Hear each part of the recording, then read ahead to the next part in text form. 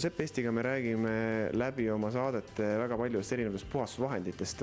Täna võtame fookusesse tekstiilipuhastuse, olgu see siis vaip või mõni tekk või diivan, kõik on puhastatav ja kõik erinevad plekid on puhastatavad.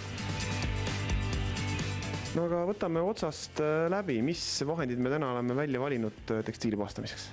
Me valime tekstiilipuhastuseks need vahendid välja sõltuvalt sellest, et kus see tekstiil asub, missugused on need plekkide või lõhnade põhjustajad.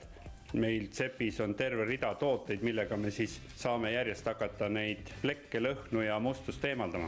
Kui me hakkame igasugust tekstiili puhastama, siis esimene asi me eemaldame sellise mehaanilise osa, mis on võimalik. Ja seejärel siis hakkame puhastama seda plekki. Sellisel juhul on Odor Stroyer, mis siis eemaldab lõhnad ja ka puhastab plekid. Vastavalt ka meie enda puhastusharjumustele, et saab tooteid valida, et on selliseid, mida lastakse vahuna peale, näiteks OneGish, ja korjatakse siis kas teise riide või siis paberiga see lahti tulnud mustusplekk ära. On sellist toodet, et kui me tahame olla hästi laisad, oksisprei, et me piserdame selle pleki kokku ja laseme kuivada. Vajadusel võime korrata, et aga siin alla käivad veiniplekid, kohviplekid, vereplekid, et neid tuleb nagu sedasi lihtsalt kokku teha ja lasta kas siis kuivada või siis OneGishil siis paberiga eemaldada. Ja kui on sellised, ütleme, tugitoolid ja asjad, mida me tahame nagu hoolduskoristusena diivanit puhastada, kus ei ole plekke, aga me tahame lihtsalt mustusest lahti saada, siis väga mugav on see toode, mida kasutatakse lennukites, Sepp Assist, siis sellega piserdatakse pind kokku, jäetakse 2-3 minutiks alla vajuda, võib üle harjata, see muutub kristalliliseks ja 1,5 tunni pärast saab siis tolmuimejega selle koos kristallidega olemasoleva mustuse pinnalt ära viia.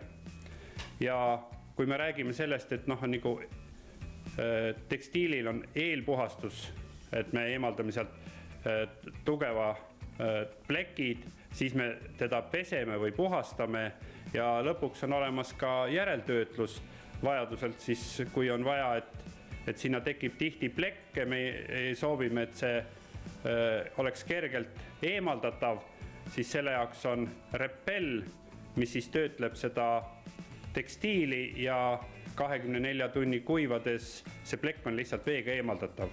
Kui ei ole ise suurem asi koristaja ja ei ole kõiki neid vahendeid kodus, siis tegelikult ma tean, et Seppil on ka alternatiivne lahendus.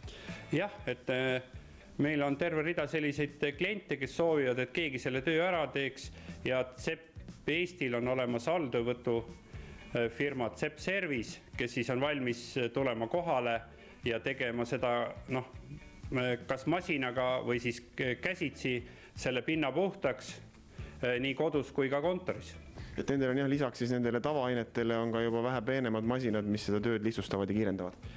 No eelkõige on selle spetsiaalsele masinanega spetsiaalne kemikal ja kemikale saab siis valida vastavalt oma võimekusele ja vastavalt siis materjalile.